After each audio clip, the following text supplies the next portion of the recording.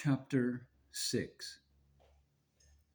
The Snake in the Rope.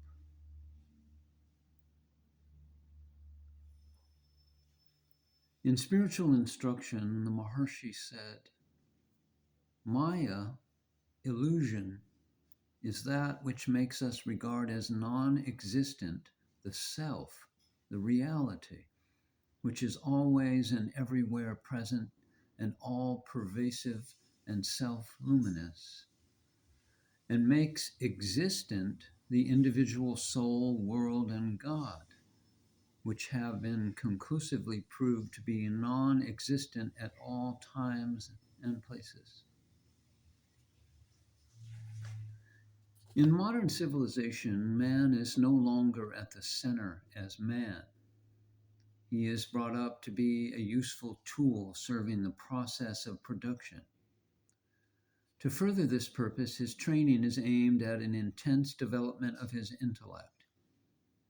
There would be nothing to object to in this process if the intellect would be kept within the limits of its own sphere, which is the realm of theoretical knowledge, only so far as it is leading to practical application.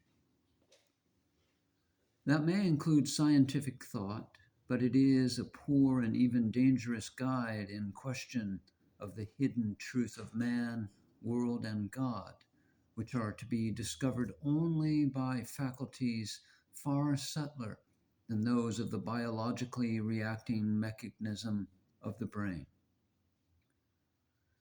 Still, the human mind has also tried to usurp this higher dimension for itself. The various systems of philosophy are the results.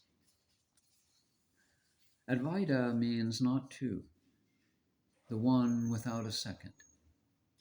There is only one principle, Brahman, essence and substance of all and everything. Diversity is merely appearance. Brahman, as the ultimate nature of man, is called Atman, the self, merely for convenience sake.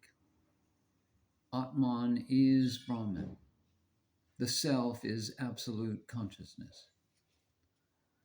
The world too is Brahman. To see it as the world of diversity is Maya, or illusion. The idea of Maya is the point where the antagonists of Advaita Vedanta attack the system as showing inconsistency against its principle of Advaita. Maya being second to account for diversity, which cannot be included in the one. Ramana Maharshi supported Sri Shankara and the Advaita system. He said, the tantrics and others of the kind condemn Sri Shankara's philosophy as the Maya path without understanding him correctly. What does Shankara say? He says, Brahman is real. The universe is a myth. And thirdly, Brahman is the universe. He does not stop at the second statement, but continues to supplement it with the third. What does it signify? The universe is conceived to be apart from Brahman, and that perception is wrong. The antagonists point to his illustration of the snake and the rope. In dim light, one can think a coiled rope to be a snake. This is unconditioned superimposition.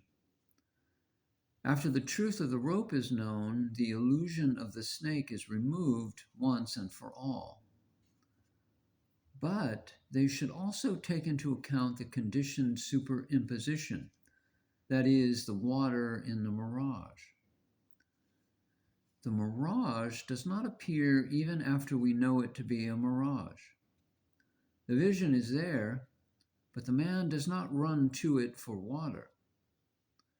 Sri Shankara must be understood in the light of both these illustrations. The world is a myth. Even after knowing it, it continues to appear. It must be known to be Brahman and not a part. But the antagonists continue, with the conditioned as well as the unconditioned illusions considered. The phenomenon of the water in a mirage is purely illusory, because that water cannot be used for any purpose, whereas the phenomenon of the world is different, for it is purposeful.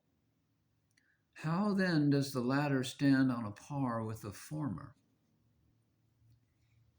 A phenomenon cannot be a reality simply because it serves a purpose or purposes.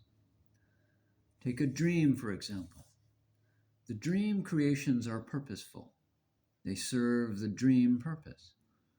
The dream water quenches dream thirst. The dream creation, however, is contradicted in the two other states of waking and deep sleep. What is not continuous cannot be real. If real, the thing must ever be real, and not real for a short time and unreal at other times. So it is with magical creations. They appear real and are yet illusory. Similarly, the universe cannot be real of itself, that is to say, apart from the underlying reality. And Maya is used to signify the manifestation of reality. Thus, Maya is only reality. So says the Maharshi in talks. But these explanations do not make Ramana Maharshi a philosopher. His great experience was not a result of a study of Advaita philosophy, but the basic event which enabled him to confirm that the great intuition of yore, gathered by the ancient sages, was correct. He simply states what he sees, and that is the same as Shankara and the ancient rishis had seen, and which everybody will see who follows his path to the end. That behind the appearance of the forms is the true nature of the world as Brahman. However, all their explanation and deductions cannot prove their vision, as long as he who doubts cannot see what they see. And he cannot see it as long as both of them use different ways of perceiving.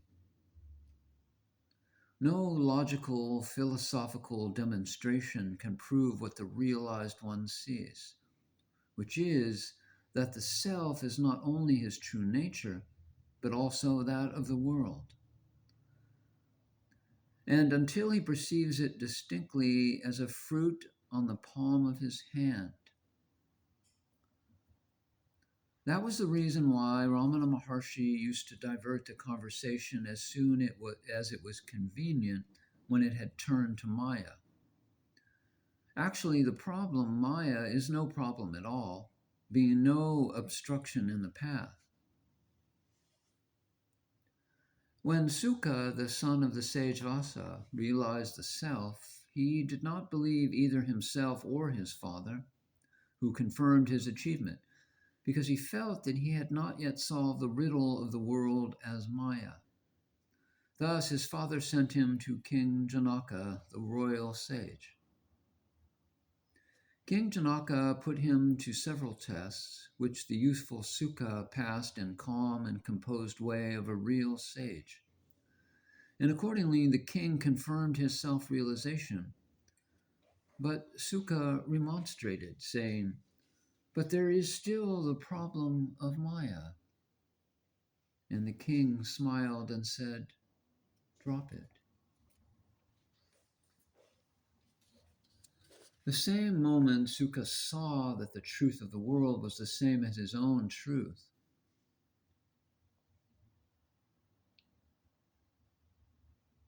In reality, in 40 verses, Ramana Maharshi answers the problem in a similar way, detailing the false and opposing declarations.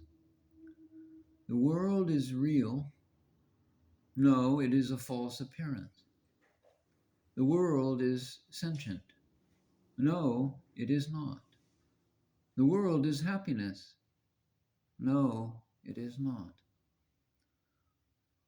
The Maharshi said, what is the use of such dispute?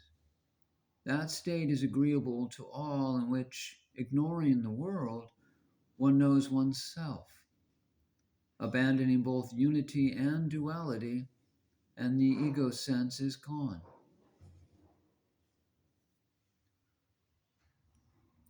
Realization of the self does not mean finding the solution to each and every intellectual problem, but leaving them behind.